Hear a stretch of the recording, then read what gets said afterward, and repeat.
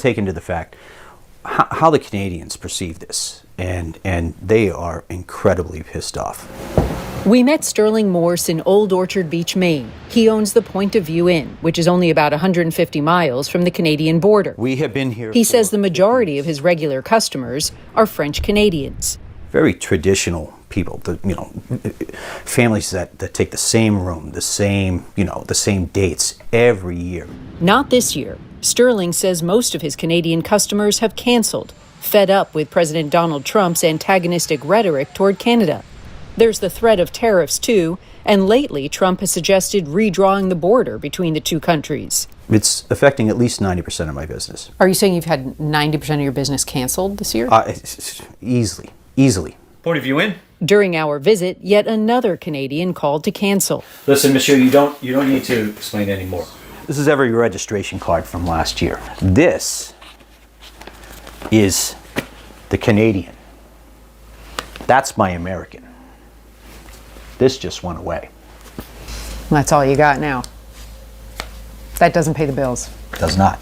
Best of my ability. For Sterling Morse, it all snowballed shortly after Donald Trump's inauguration. All of a sudden an email pops up. It's almost like, your phone, ding, ding, slow ding. And the people that have been here for 35, 40 years, you recognize that number. And it's like, I know why they're calling. And the anger is, in my eyes, incredibly justified. Here in Old Orchard Beach, roughly 40% of the tourists come from Canada, according to the Chamber of Commerce. The Chamber's executive director told us that those tourists make up about 30 to 40% of the revenue for many of the businesses here. I think we're still kind of seeing how many different industries this impacts. It doesn't just impact tourism, of course. Over at the Alouette Inn, owner Fred Kennedy hasn't seen a cancellation yet, but he's heard an earful from his Canadian customers. What are they telling you? Well, their feelings are basically hurt. They don't like to be referred to as the 51st state, and they feel that they just want to express themselves and in sort of a nationalistic way. As a innkeeper, hotelier, I'm concerned with losing any guests. Over the last 3 months, our nation has faced an unprecedented threat from our nearest neighbor. A threat to our borders, a threat to our sovereignty, our threat to our very right to exist as an independent democratic nation. Donald Trump thought we were going to be an easy mark, that we'd be a pushover. Oh, how wrong he was.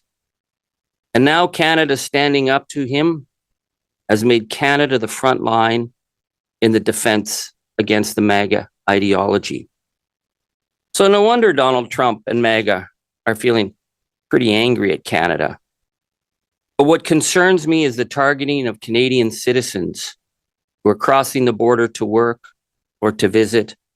We have seen too many stories of citizens being pulled out of airport lines and being fingerprinted and deported as though they were criminals. Citizens being kidnapped through illegal detention by ICE. And it's not just Canadians. We see the attack on backpackers, students, doctors, professors. I am here today to say to Canadians to avoid travel to the United States if at all possible, and to call our government to stand up for our Canadian citizens who are being denied their rights by arbitrary detention in the United States today. Canada must stand up for our citizens and for the rule of law. Because what we're seeing, for example, with cops pulling over the folk duo Cassie and Maggie to harass them for being Canadian is not the actions of a democratic nation. People whose phones are being seized and searched for any kind of incriminating evidence that they're somehow progressive or woke, that's not the actions of a democratic nation. That is the creep of totalitarianism. That is the creep of fascism, and we need to call that out. Canadian Foreign Minister Melanie Joly. Foreign Minister, thank you for coming on. You have called these tariffs an existential threat. What is Canada prepared to do if these new tariffs go into effect on April 2nd?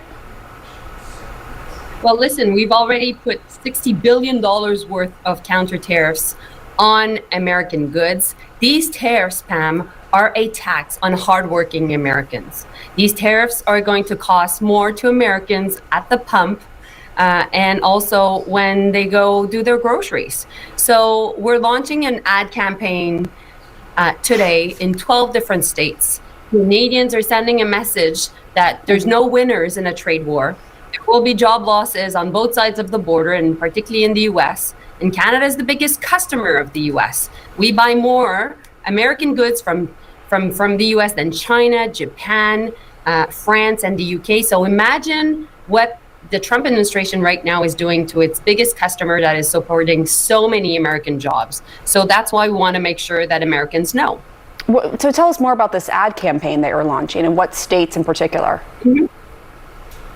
So we will be having huge billboards along the key highways in Florida, in Nevada, in Georgia, in New Hampshire, Michigan, Ohio, 12 different states. And we know very much that these states are red states. But we're doing that because we think that we need to send a message to the American people for them to understand what's at stake, because this is really going to hurt their livelihoods and have an impact on their wallets.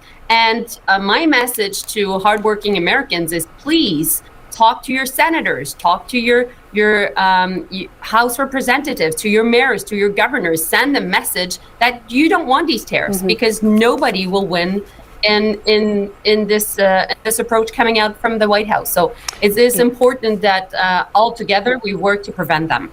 So the EU is now delaying its retaliatory tariffs it had announced to allow for, quote, additional time for discussions with the U.S.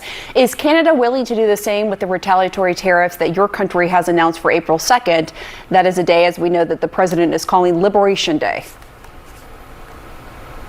So what we said is that we would be ready to put $150 billion worth of tariffs against the tariffs imposed by the White House because of a pause on one of the executive order coming out of the White House. We decided to pause the rest of the tariffs, the $90 billion worth of tariffs that are still under consultation here, just to show goodwill. I've had some conversations with Marco Rubio, the Secretary of State. I've been in contact also with key Republican senators, including Lindsey Graham. My colleagues within cabinet have been in contact also with Howard Lutnick and Mr. Bessent. And so our job is to make sure that while we put pressure, at the same time, we're really willing to discuss. But at the end of the day, we very know, Pam, that people watching us right now in the States are the only ones that can really influence what's going on in the White House, because ultimately they're the first victims of these taxes that are imposed by their federal government against them. Do you think that President Trump is using these tariffs as a sort of economic force to annex Canada? He had said previously that he would be willing to use economic force against Canada to achieve his objective. Yes, he has mentioned that. And so when President Trump speaks, we take him to his word. And so in that sense, Canadians are fighting back at home, right here in Canada where I am. People are buying local. People are there to support their own Canadians because people are mad. They're infuriated. Imagine the case of another country saying that they don't recognize the borders of the U.S., that they're threatening the sovereignty of American territory. How would Americans react? They would say, no way, it's unacceptable. Well, that's exactly how Canadians are reacting right now. And I want to highlight something the president said this week. Take a listen.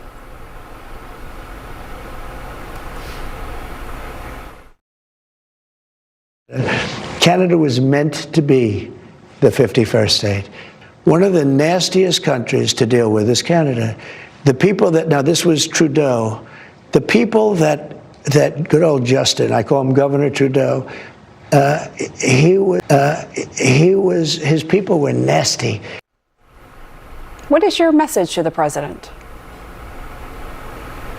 Well, my message first and foremost is to American people. We know that we're best friends. Americans and Canadians are best friends, best neighbors, best allies. We never started this trade war. We never called for it. And by the way, this was never discussed in the election that ultimately happened back in November in your country. So we'll continue to push back against that narrative. And meanwhile, well, the rhetoric coming out of the White House is so, how can I say, absurd regarding the annexation and completely unacceptable. Well, we're looking at other partners. Canada has always been very close also to Europe, and we've been always very close to Great Britain. So we'll do that.